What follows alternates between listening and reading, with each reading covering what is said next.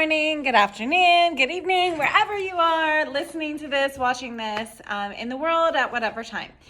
So I'm Jennifer Sherman, a early childhood specialist. I've taught for different universities and colleges. For those of you who are new to this video, I've taught human development, and it's my favorite course to teach. I teach from womb to tomb. I also do some contracting works for major corporations to help with parent balance, work-life balance, and parenting skills. So I wanted to bring you my content for free. I'm just shortening up everything so that everyone can take tidbits of information. We were talking about my previous videos, ages 5 months to a year. Now we're going to shift for 12 months to 3 years old. Like I started out with the infancy stage, I'm going to start out talking about sleeping. So hopefully you listened to one of my first episodes was about getting your child to sleep at the same time. So consistency is key in everything that we do in life to be successful. What I want you to think about too, now that your child is a year old, we shift from 2 naps to 1. So this is a hard transition for kids. They get very tired. So when they were doing 2 naps, if you followed my guidelines and many guidelines that preschools do use, your child is sleeping from about 1 to 3 in the afternoon. When we take away that morning nap of about 9:30 to 10:30, we take that away, your child's going to be very tired. So making it to 1 o'clock is not usually that simple. So you want to have, maybe they eat at 12 o'clock, they eat lunch, and then you're slowly starting them you're calming them down to get them ready for their nap, which will probably begin around 12:30 until they're 2 years old or so, because they're so exhausted and they're used to having those 2 naps. And it should be hopefully a nice long glorious nap for you. And maybe you're laying down with them, maybe you're able to put them down nice and easy, which is my goal for you. Is just, hey, good night, I read you a story, sweet dreams, and then you walk out. This way you have time to work, to clean, to sit on the couch, to do really whatever it is that you wanted to do during their nap time. Quite possibly you might not want to do anything, which is perfectly fine. So hopefully you're settling them down into this 1 nap. Couple tips of information. You don't want to be in the car probably past 11 o'clock in the morning. When you're transitioning them to get used to 1 nap, you really want to make sure that you stay away from the car as much as you possibly can in the mornings, because that car is going to put them to sleep. So if you're taking away the morning nap, but then you're in the car at like 9:30, let's say, or 10:30, they're probably going to fall asleep. This could possibly ruin their afternoon nap. Try to stick to doctor's appointments, either like first thing in the morning or after their nap, after about 3 o'clock. Okay, this way you're avoiding any opportunities to ruin their nap. We don't want to do that. We want them to nap successfully.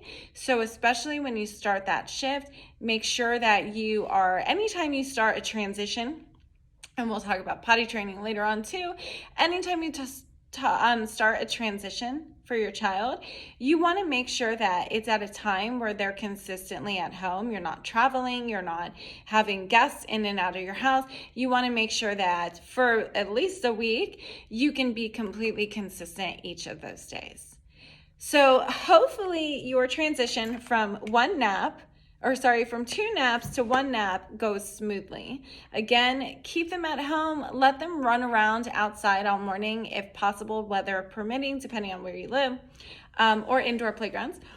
Keep them active as much as possible, because this will absolutely help them go down very easily for their nap. Remember that the better they nap during the day, usually the better they sleep at night.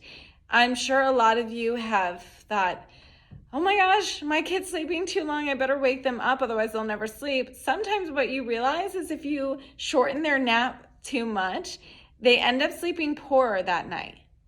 This is a consistent theme. I see this all the time with children. So let them nap. Of course, you don't want them taking probably a 5-hour nap unless they just didn't sleep the night before. But by now, hopefully their sleep pattern at night is very consistent from 7 till about 6 or 7 in the morning. And if that's the case, their nap will also be consistent. The more consistency you have for nap and sleeping, the easier it is for your schedule. Again, scheduling your child and getting them on this routine not only allows your child to feel secure and understand that their needs are met when they need them, but it also allows you as the parent to have control over your own schedule. If you have that consistency during the day, you can be a lot more productive as well. You might choose not to be productive, totally fine. But if you need to get work done, if you're trying to work from home while your child is taking a nap, I know it's hard. I've been there. It is super hard. If you're trying to study because you're still in school, these are important schedules to build for your child because it will keep everything consistent for you as well. That's what we want. The more consistency we have, the easier a child is to adapt to new situations. At this time too, your child is now a year. You may or may not be considering when you want to build your family even more. Maybe it's your first child that you're scheduling. If you are thinking maybe, in another year and a half, maybe you got pregnant already and you're going to have another child, it's easier to bring in another child into your family if your first children or child, however many you have, are on a specific schedule, because then you keep that schedule the same. They keep it. Those older children usually tend to feel a lot more secure knowing that their needs are met still at the same time every day. That consistency has not been taken from them, even when you've added a new person into the family. Okay, so we'll talk more about that as we move up in ages, because it's not very common for people to have children nowadays too close in age. It does happen, and if that's a topic that you want me to touch on more, leave me a message below this, send me an email, and I'm more than happy to discuss how to add more children in the family, keeping our children from being kind of jealous of the other kids. To me, that's not an option. You don't get jealous of your siblings. So if you want tips on that, just leave me a message below. That could be a video that I would add later on. So I hope you guys have an amazing day or night, wherever you are in this world. Thank you so much for tuning in. Don't hesitate to leave a mark at the bottom and send me a message. Please be kind to each other. I don't want anything rude. If you don't like what I have to say, I don't care. It's all good. It's a free country, thanks to men and women who serve this country. If you like what I have to say, subscribe, share it, spread the love. I love you guys. If you haven't heard it today, you are amazing. You are awesome. And you are choosing to learn more. That makes you amazing. Okay, that's our start. So have an awesome day, and we'll check back in another morning.